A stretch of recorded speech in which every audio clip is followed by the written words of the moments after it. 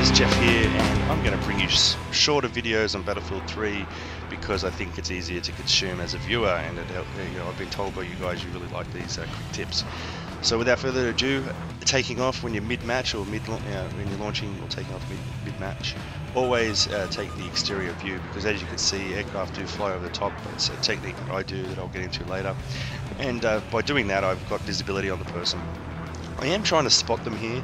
I've noticed that spotting in the air doesn't work as well as spotting from the ground, so you really need to talk to your squad mates to spot aircraft for you, and I would recommend that you do that too as a player.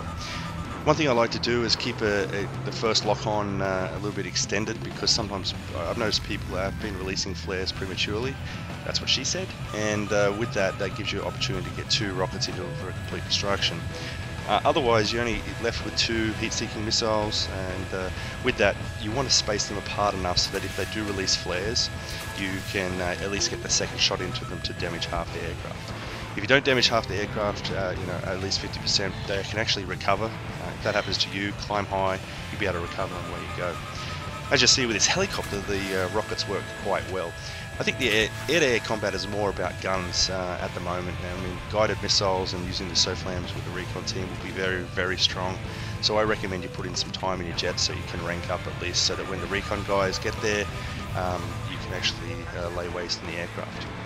With this turn here, it's a full braking tight radius turn. Full braking as in no acceleration, no afterburners, and I want to try, by doing that, it tightens the turn radius.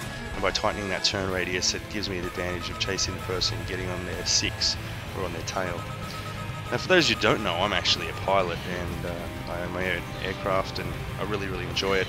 I appreciate what EA have done here in terms of aircraft. I mean, obviously it's not not completely realistic. For instance, in real life, being at a high altitude is certainly an advantage. In here, they've tried to give you that advantage, because if you go very, very high, ground Stinger or Eagle missiles do not get they can't get the lock on to you. So that is one advantage, but there's zero advantage on air-to-air combat, really, because they fly quickly enough to negate that advantage, unless you're extremely high and you've stalled your aircraft. If you take it too high, you do actually stall. So with flying the aircraft, I think that you need to be cognizant of the fact that it's a good distraction, meaning that if you're actually flying it properly, and you could use the cannons on buildings and on marked tanks or spotted tanks, you can actually create a massive distraction which keeps people looking in the air. The maneuver you saw me do there is called an Immelmann turn, and by doing that, it actually allows you to gun strafe a target. So if I was going to shoot my cannons at a target here, I can then pull directly back on the stick, and when I've flicked over the top, I push directly right on the roll, and then that gives me, it lines me up with the target for another run. So it's definitely a turn that you want to get used to. So you might want to rewind and have a look at what I do there, but basically it's called an Immelmann turn. Check it out on YouTube, on Google, Wikipedia or whatnot. You'll see what it is. It will make sense. So with this turn here, I probably should have kept on going straight a little bit more, because it was a helicopter. And then, as you can see, I do put a rocket into it. It does get a hit marker, but it doesn't do me any good. I get it at 0 points. So my mistake there was that I should have just waited until I turned around to take the target on, but so be it. As for a strafing video for ground targets, I'll bring it up in another video. So that will be part 2, but we'll keep on air-to-air targets. And for this video, I want to show you how you can still be useful when you get shot. One of the upgrades you can get is actually called fire extinguisher. It's in place of your infrared flares, but it means that when you get hit, you can actually disappear and repair by putting the fire extinguisher out. It will give you back your health, but it means that you're out of action for a very long time. And if obviously a battery of rockets hit you, then you're going to die regardless of the fire extinguisher. But it does keep you in the air a little bit longer. Right here is a very, very tight radius turn. It would have been best, I was being a little cocky, but it would have been best if I kept my external view on. But this entire match I had 2 guys from the ground using their Stinger missiles on me, and I'm trying to just get away from those Stinger missiles.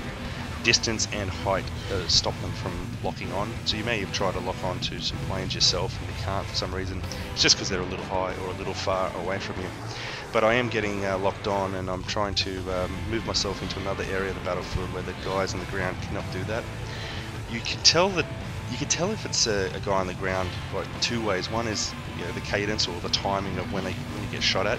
Usually there's about a 7 to 8 second difference between getting the infrared flare warning message.